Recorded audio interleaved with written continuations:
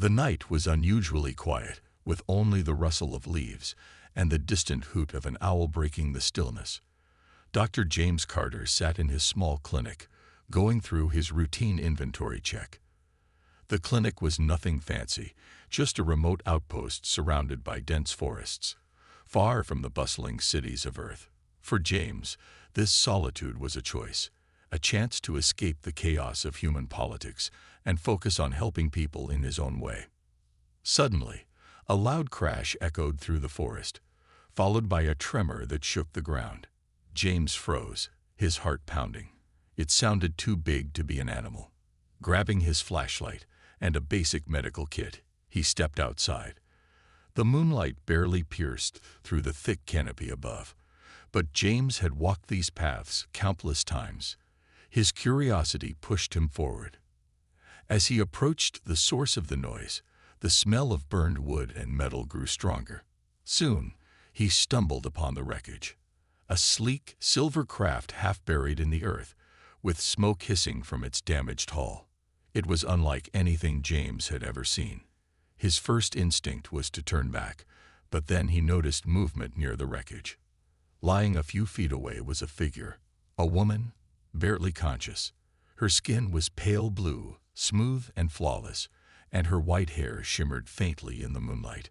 She was dressed in a torn metallic suit that clung to her slender frame, revealing more burns and cuts than James could count. James hesitated. He wasn't sure if she was dangerous, but he couldn't just leave her there. Cautiously, he crouched beside her. "Hey, can you hear me?" he asked softly, his voice steady despite his racing thoughts. The woman's eyelids fluttered, and she murmured something in a language James didn't understand. Her breathing was shallow, and her body was limp. Without wasting another moment, James scooped her up in his arms. She was surprisingly light, as if gravity affected her differently. The trek back to the clinic felt longer than usual. Every step was deliberate, James's mind racing with questions. Who was she? Where had she come from? And most importantly, what had happened to her?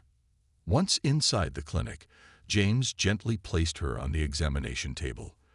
The bright overhead light revealed the extent of her injuries: deep gashes, bruises, and burns.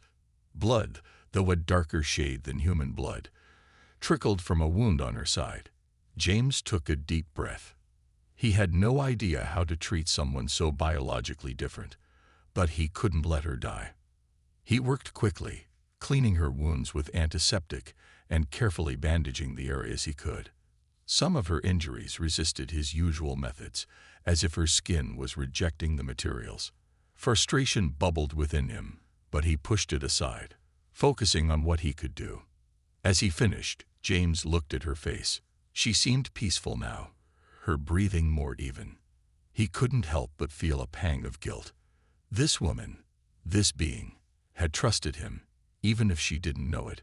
It was a heavy responsibility, but James wasn't the type to walk away from a challenge. The night stretched on, and James stayed by her side, monitoring her vitals and making notes. Outside, the forest had returned to its calm state, as if nothing unusual had happened. But James knew better. His quiet life had just been upended, and he had no idea what awaited him when morning came. The first rays of sunlight crept into the clinic, casting a soft glow over the room. James had stayed awake all night, keeping an eye on the mysterious woman. He had no idea if she would survive, but her breathing had steadied, and her wounds seemed to be healing, at least partially. Suddenly, she stirred. Her fingers twitched, and her pale blue eyelids fluttered open. For a moment, her deep violet eyes met James. There was confusion, fear, and a hint of defiance in them. Instinctively, she tried to sit up, but a sharp pain stopped her. She gasped, her hand clutching her side. "Easy," James said, his voice calm but firm. He raised his hands to show he wasn't a threat. "You're safe here. Don't try to move too much. You're hurt." Her gaze darted around the room, taking in the unfamiliar surroundings. Her breathing quickened, and she muttered something in a language James couldn't understand. It was fluid and melodic, yet completely alien to his ears. "I don't know what you're saying," James said gently, trying to maintain eye contact. He pointed to himself. "James. I'm James." Then he pointed to her. "What's your name?" The woman stared at him for a long moment, her expression a mix of wariness and exhaustion. Finally, she whispered, "Luray." James nodded, repeating her name slowly, as if testing the sound of it. "Luray. Okay, good. Luray, you're safe. You crashed. I found you and brought you here." Her eyes narrowed, and she glanced at the bandages wrapped around her wounds. It didn't take her long to realize what he'd done. For a moment, her expression softened, but then she winced and leaned back against the table. "Why?" she asked, her voice strained but sharp. "Why help? Me?" James was taken aback. The question was simple, yet it carried a weight he didn't expect. "Because you needed help," he replied, as if it were the most obvious thing in the world. "That's what I do." Luray seemed unconvinced. She studied him closely, as if searching for any sign of deception. James could only imagine what she must have been through to make her so distrustful. But he didn't press her. Instead, he focused on adjusting the IV drip he'd set up, hoping it would keep her hydrated. As the silence stretched on, James tried to fill the gap. "I don't know much about your kind," he admitted. "Your biology is different. I had to guess with most of the treatment, but it looks like you're healing." Luray frowned, her gaze shifting to the small tray of medical tools beside her. "Human?" she asked cautiously. James nodded. "Yes, I'm human. And you're not from around here, are you?" Luray shook her head slowly. "Far from here. Very far." James wanted to ask more, but he could tell she was struggling to keep her strength up. He stepped away to give her some space, picking up a cup of water. "Here, you need to drink this," he said, offering it to her. She hesitated, her eyes flicking between James and the cup, as if expecting a trap. But eventually, she took it with trembling hands. Her fingers brushed against his for a brief moment, cold, delicate, and trembling. She sipped the water cautiously, her violet eyes never leaving him. "Thank you," she murmured, her voice barely audible. James smiled, though it was small and tired. "You're welcome." For the first time, the tension in the room seemed to ease, just a little.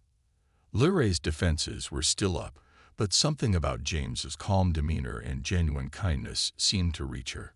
She placed the empty cup on the table and closed her eyes, her body sinking into the makeshift bed. James sat back in his chair, exhaling a long breath. He knew this was just the beginning. Whoever Luray was, and wherever she came from, her presence was bound to attract trouble. But for now, she was safe, and that was enough. As the sun climbed higher, James leaned back and glanced at the peaceful forest outside the window.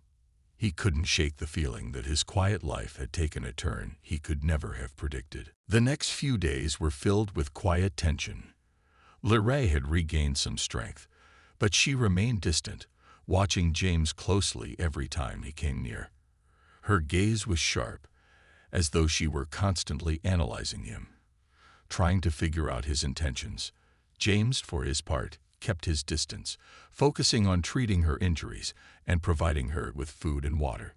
His medical supplies were limited, but he made do, relying on his experience and quick thinking.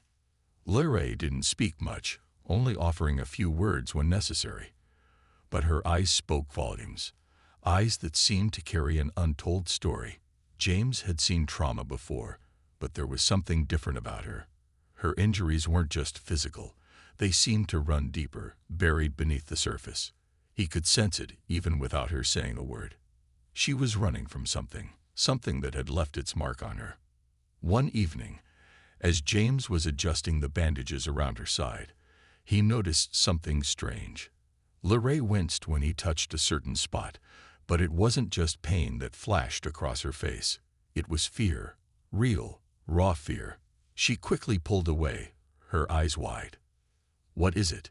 James asked, concern filling his voice.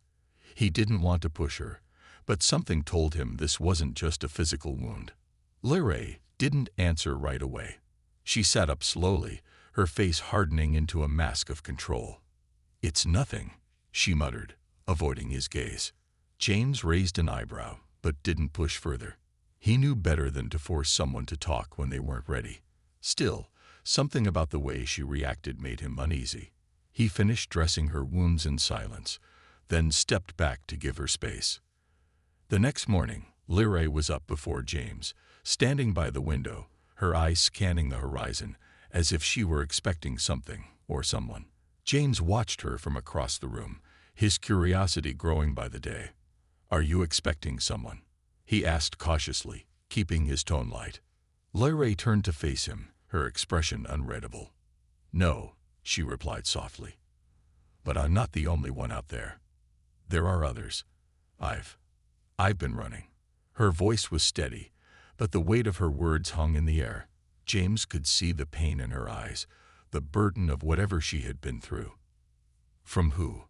James asked, unable to stop himself. Lyrae hesitated, her gaze shifting toward the door. She looked like she might say something, but then she closed her mouth. After a long moment, she spoke again, her voice barely above a whisper. "They took me," she said.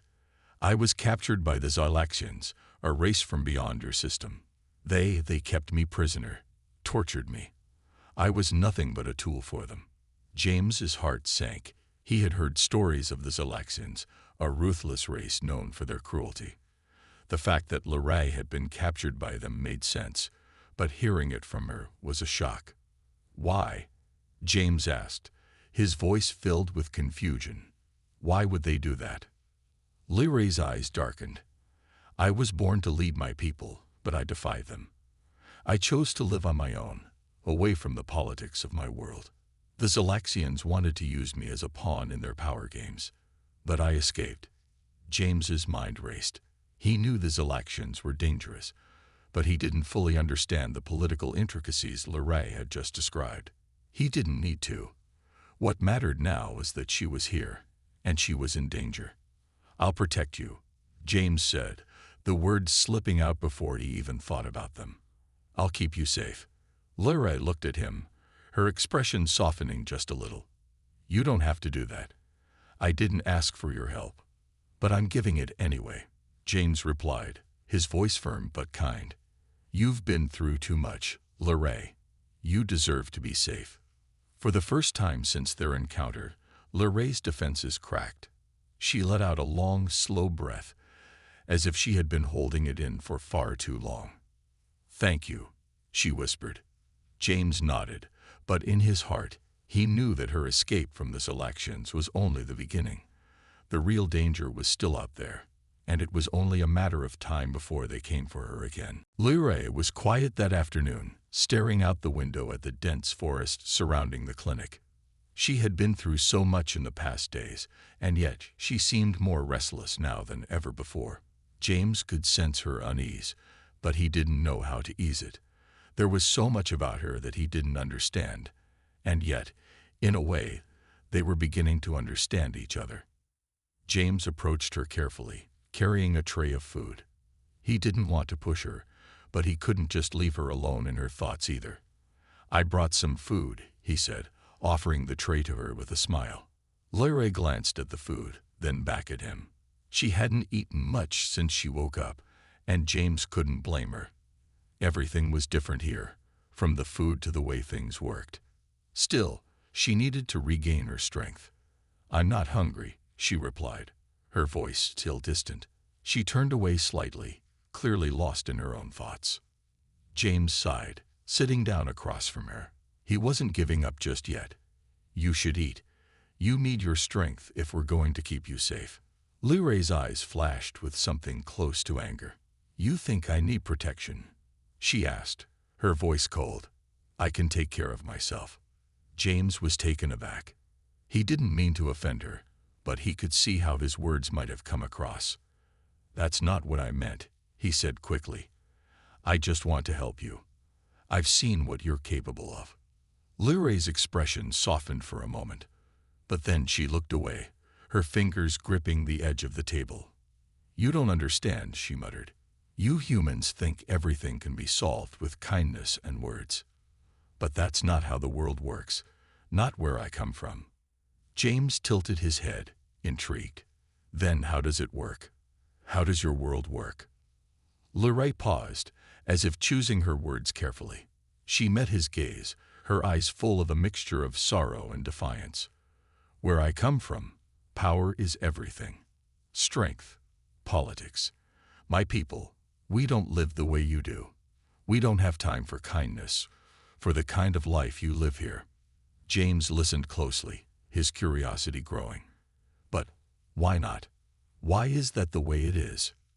"Because survival depends on it," Liray said, her voice growing more intense. "My people are born into a world where survival is the only goal. If you're not strong enough to fight for your place, you're nothing. Kindness gets you killed." James frowned. This was a side of her he hadn't expected. He had assumed that her distant behavior was simply a defense mechanism, a result of the trauma she'd experienced. But now it was clear that her worldview was shaped by something far deeper. "That sounds awful," James said, his voice soft but sincere. "You shouldn't have to live like that." Lyra looked at him with a mix of disbelief and frustration. "You think you can fix it? You think you can change how I was raised? How my world works?" James shook his head. "I don't know about your world, Liray, but I know that here, kindness is a strength, and I'll show you that." Liray's gaze softened for just a moment. She looked down at the food in front of her, then back at James. "You don't know what it's like. I was raised to lead, to fight, not to be weak." "Maybe you've been taught that," James said gently. "But you're not weak, Liray. You've survived things most people could never imagine. You're stronger than you think." Liray stayed silent for a long moment, considering his words. Finally, she sighed and reached for the food. "I don't know if I can believe that, but I'll try." James smiled, a sense of relief washing over him. It wasn't much, but it was a start. He didn't know what the future held for them, but he was beginning to think that maybe, just maybe, there was hope for her after all. Days passed, and slowly, a sense of routine began to form in the small clinic. James spent most of his time tending to Liray's wounds, monitoring her health, and trying to keep her distracted from the dangers lurking outside. Despite the tension between them, they began to share small moments of understanding. Liray still didn't trust him completely, but her walls were beginning to crack, bit by bit. One afternoon, James was sitting at his desk when Liray came into the room, standing by the window, looking out at the horizon with a faraway expression. Her body was healing, but her mind was still distant, lost in thoughts of a life far from Earth. She had never truly let her guard down, and James couldn't blame her. She had been through so much. "You're up early," James remarked, breaking the silence. "How do you feel?" Liray didn't turn to look at him immediately. "Better," she said quietly, her voice low. "But I don't think I'll ever truly be better. I've seen too much, been through too much."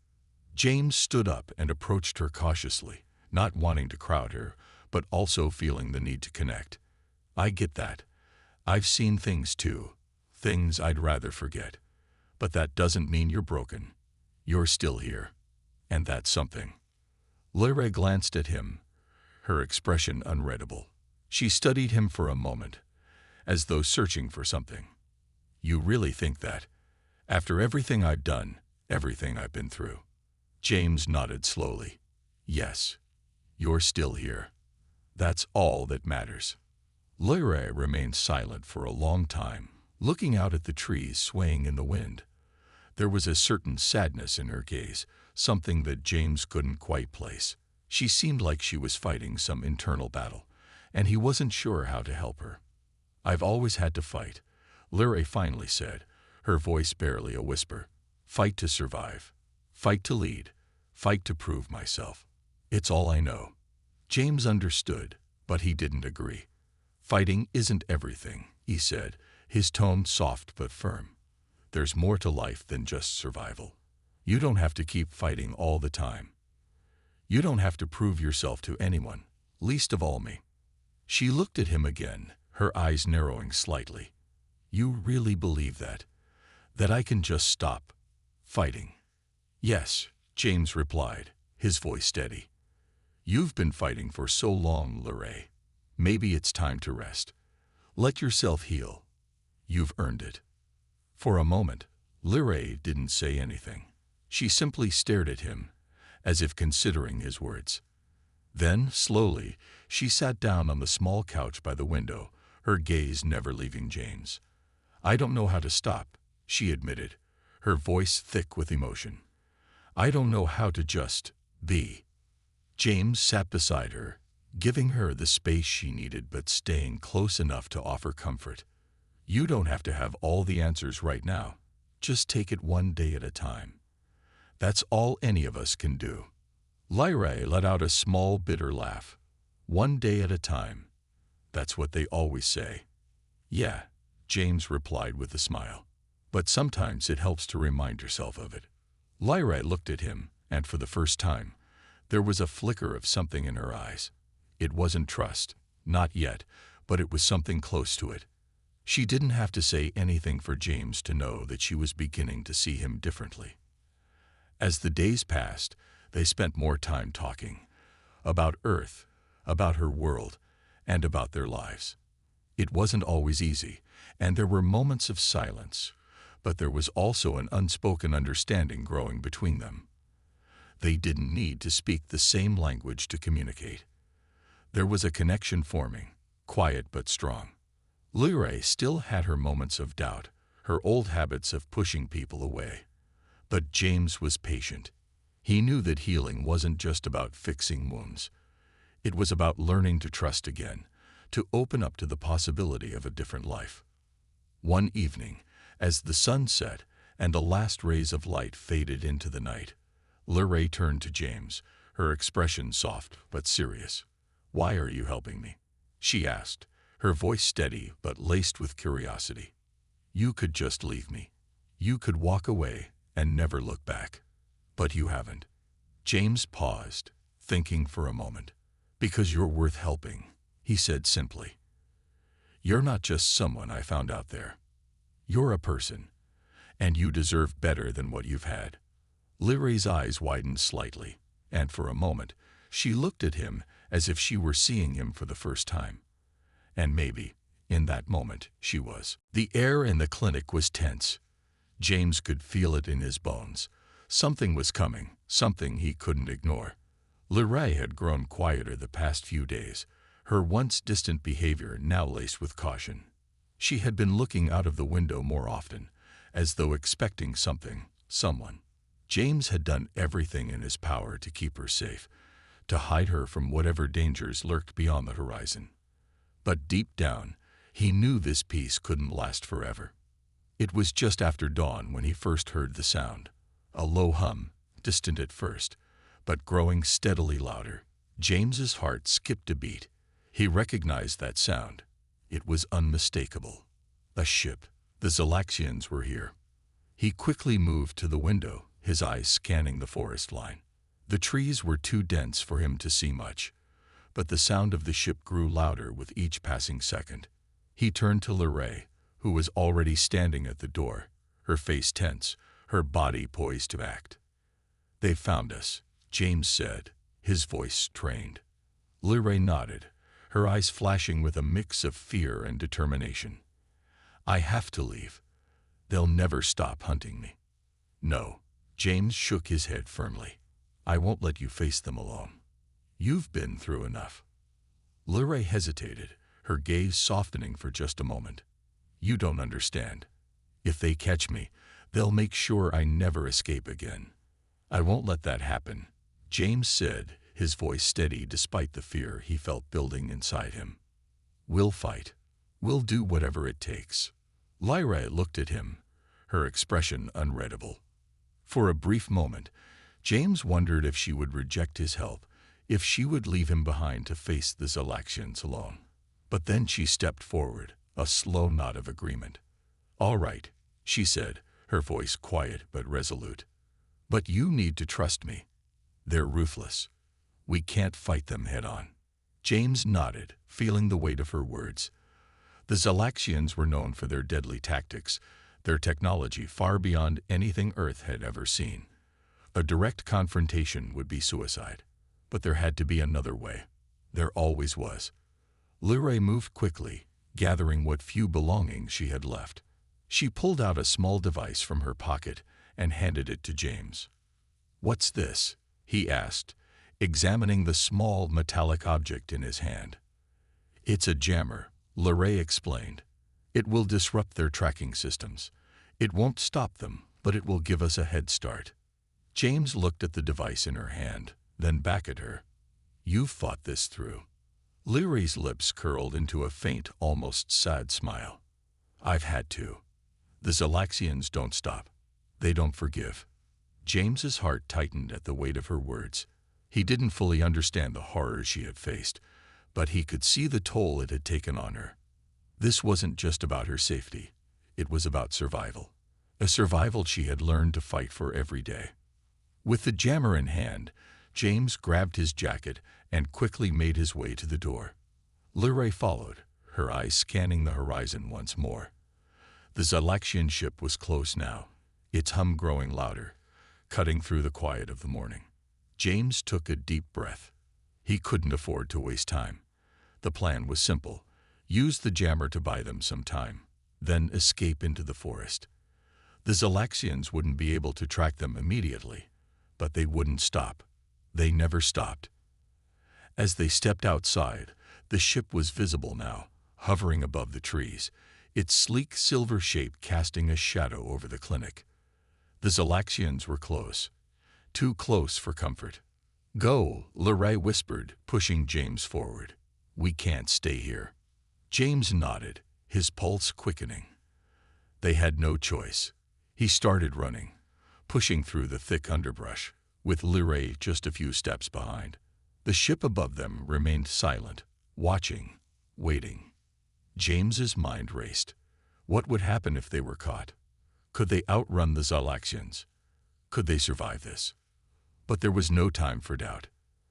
He had to trust Luray, and he had to believe that together, they could escape whatever came their way. The sound of the Zalaxian ship grew louder as it hovered above the treetops, its sleek form casting a dark shadow over the forest floor. James and Luray ran without looking back, their feet pounding the earth beneath them, adrenaline pumping through their veins. They had a small head start, thanks to the jammer Luray had given James, but they couldn't outrun the ship forever. The Zalaxians were relentless, and the forest was no match for their advanced technology. "Keep going," Luray shouted over her shoulder. Her voice was firm, but James could hear the hint of panic beneath it. She was scared, he could tell, but her determination was stronger than her fear. James didn't respond, his focus entirely on running. The trees and underbrush blurred around him, but he could feel the ship closing in, its hum growing louder with each passing second. He couldn't help but look up. The Zalaxians would have thermal sensors, tracking them through the thick forest canopy. "Where do we go?" he asked, his breath ragged from running. "There's no way out here." Luray didn't answer right away. She had stopped for a brief moment, her eyes scanning the dense forest around them. Finally, she pointed toward a narrow ravine up ahead. "There's a cave hidden there. It's not much, but it will shield us from their sensors. We'll hide until they pass."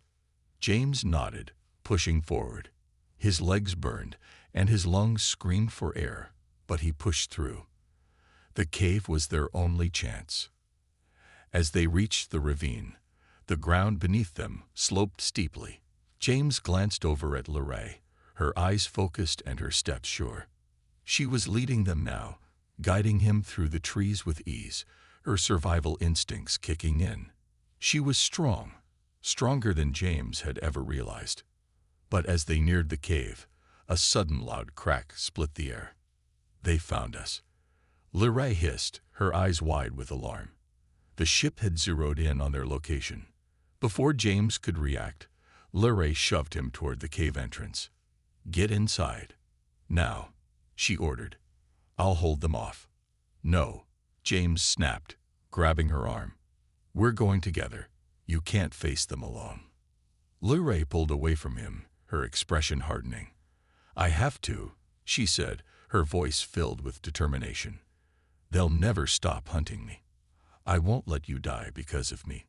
James felt a lump form in his throat. He couldn't let her do this, not after everything they had been through together. But he knew she wasn't going to back down. With a final, desperate look, Luray turned and sprinted toward the clearing where the Xylaxian ship had landed. "Run!" she shouted one last time. "Get to safety." James wanted to argue, to run after her, but he knew the truth. There was no time to waste. The Xylaxians were closing in fast, and if they both stayed there, they would be caught. He dashed into the cave, his heart pounding. He couldn't stop thinking about Luray, her sacrifice, her courage. She was putting herself in danger so that he could escape. He had never felt so helpless. Inside the cave, James huddled against the cold stone wall, holding his breath. He could hear the Xylaxian ship overhead, its engines thrumming as it hovered, waiting. The quiet was deafening. Every sound felt like it was amplified 1,000 times. Minutes passed, though they felt like hours. James's thoughts raced. He wanted to run back out there, to help her, but he knew that would only get them both caught. His only hope was that Luray's plan would work, that she could hold off the Xylaxians long enough for him to escape. Suddenly, the sound of footsteps echoed from outside the cave. James tensed, his breath caught in his chest. Had Luray been captured? Was she? The footsteps faded, and the ship's engines revved up. The sound of it flying away filled the air, and James let out a shaky breath. It was quiet again. Had Luray done it? Had she managed to buy him the time he needed? Then, out of the silence, he heard a faint cry. "Luray!" James shouted, scrambling to his feet. He couldn't just wait here anymore. He had to know what happened. He had to find her. James couldn't stand it anymore. His heart was pounding in his chest, his legs shaking with adrenaline as he made his way back out of the cave. Luray had sacrificed everything to save him. The least he could do was make sure she was okay. He knew she was strong, but the thought of leaving her out there alone with the Xylaxians was unbearable. The forest was eerily quiet now. The ship was gone, but the dread still lingered in the air. James's mind raced as he pushed his way through the thick underbrush. He didn't know where to start looking. She could be anywhere. His thoughts were interrupted by a faint rustling ahead. James froze, his breath catching in his throat. Was it her? Or was it the Xylaxians? He held his breath, straining to listen. "Luray!" He called softly, his voice breaking the silence. He was unsure if he even believed she could hear him. The Xylaxians could be tracking her right now. He couldn't take any chances. A soft voice answered back, barely above a whisper. "James?" James rushed forward, his heart leaping at the sound of her voice. There, just a few yards ahead, he saw her, standing weakly against a tree, her body battered and bruised, but her eyes fierce with determination. "Luray!" James shouted, rushing toward her. He reached her side in seconds, his hands gently resting on her shoulders. "You're okay," I thought. "I'm fine," Luray interrupted, her voice strong despite the exhaustion written across her face. "I'm not the one you need to worry about." James frowned, confused. "What do you mean? You just..." She cut him off again, her eyes scanning the area around them. "We need to move. The Xylaxians won't be far behind, and they'll have reinforcements." James's heart sank. "How did you?" "I made sure they were distracted," Luray said, her tone steady. "But it won't last long." James stood there, looking at her in disbelief. She had risked her life to buy him time. And here she was, standing strong, ready to keep fighting. He knew she wasn't going to stop. She wasn't going to back down, no matter how many dangers she faced. But it was clear to him now that they couldn't run forever. "You're hurt," James said gently, his fingers brushing against her torn sleeve. "You need to rest." "I don't have time to rest," Luray replied, shaking her head. "And neither do you." James wasn't sure what to say. He knew she was right, but the thought of her pushing herself further when she was clearly exhausted made him ache inside. They were in this together, and he wasn't about to let her carry the weight alone. "We're leaving this forest," James said, determination in his voice. "We need to find a safe place, somewhere we can regroup." Lyra looked at him, her eyes searching his face as if weighing his words. For a moment, it seemed like she might argue, but instead, she nodded, her gaze softening. "You're right," she agreed quietly. "We can't keep running like this." The two of them moved through the forest, their steps quick but careful. Every sound, every movement in the trees made James's heart race. The Zalaxians could be anywhere, and they had to stay alert. He kept a close eye on Luray, making sure she didn't stumble or fall. She was clearly injured, but her pride kept her from showing any weakness. James understood that better than anyone. Eventually, after what felt like hours, they found a small, hidden cave nestled in the side of a hill. It was far from perfect, but it would have to do for now. James helped Luray inside, and the two of them settled in, their backs against the cool stone walls. "I'll keep watch," James said, his voice low. "You need to rest." Luray shook her head. "I'm not the one who needs rest." James raised an eyebrow, confused. "What do you mean?" Luray's eyes softened, her expression more vulnerable than he had ever seen it. "You've been looking after me this whole time. You've kept me safe. Now it's my turn to do the same for you." James didn't know what to say. It was as if the roles had reversed. He had been the one protecting her, but now she was offering to do the same for him. In that moment, James realized that they weren't just two people from different worlds. They were allies, bound by something deeper than survival. The night had fallen quickly, and the forest was wrapped in a heavy silence. James sat by the small fire inside the cave, the flickering light casting long shadows on the walls. Luray was resting against the stone, her eyes closed, though James knew she wasn't really sleeping. She never truly rested. After everything they had been through, James couldn't help but think about how far they had come in such a short time. It had only been days since he had found her, injured, lost, and running from a past that seemed too dark to comprehend. Yet now, here they were, sitting together in the quiet of a hidden cave, their lives intertwined by forces beyond their control. Luray stirred, her eyes slowly opening. She looked at James, her gaze soft but filled with a quiet intensity. "You're not sleeping," she said, her voice low. James shook his head, a small smile crossing his lips. "I don't think either of us can sleep right now." Luray sat up slowly, wincing slightly from the strain on her injuries. James noticed, but he didn't comment. She had already proven herself strong beyond measure. He could see it in the way she held herself, in the way she carried the weight of her past, like a heavy shield. But he knew better than to let her carry it alone. "We can't keep hiding like this," Luray said, breaking the silence. "The Zalaxians will keep searching for me until they find me. And they won't stop until they do." James nodded, understanding the reality of their situation. They couldn't stay in this cave forever, but they also couldn't run forever, not if they didn't have a plan. "We need to fight back," James said, his voice steady. "Not just run. If we want to survive, we have to take control of this." Luray's eyes narrowed, studying him carefully. "You're not talking about hiding anymore. You want to go after them." "Yes," James replied without hesitation. "We can't keep running. If we fight them, we can make them understand that we're not just some targets they can hunt. We can make them see that we're not helpless." Luray remained silent for a moment, her gaze never leaving his face. For a while, it seemed like she might argue, but instead she nodded. "You're right.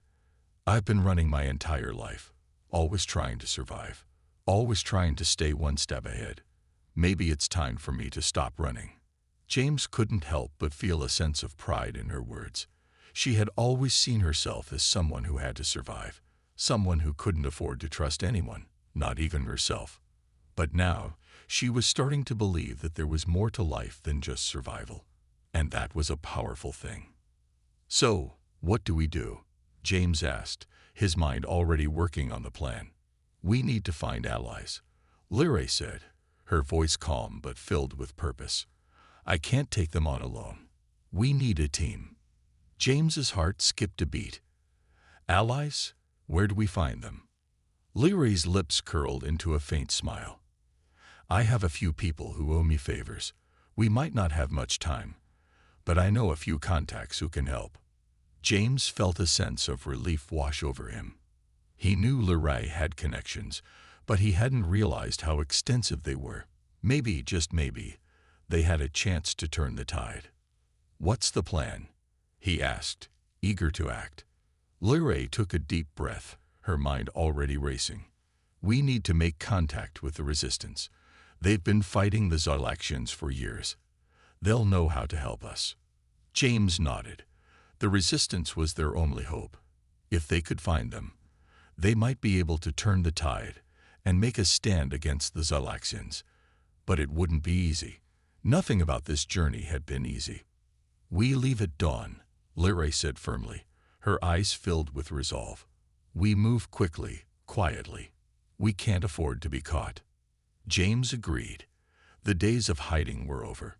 It was time to take control of their own destiny. As the fire burned down to embers, James sat next to Lyra, his mind racing with the plan ahead.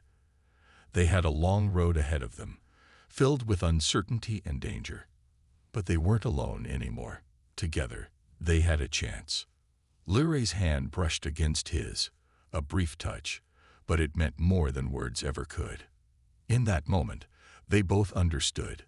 They weren't just surviving anymore. They were fighting for something bigger, something that would change everything. The night passed in quiet determination.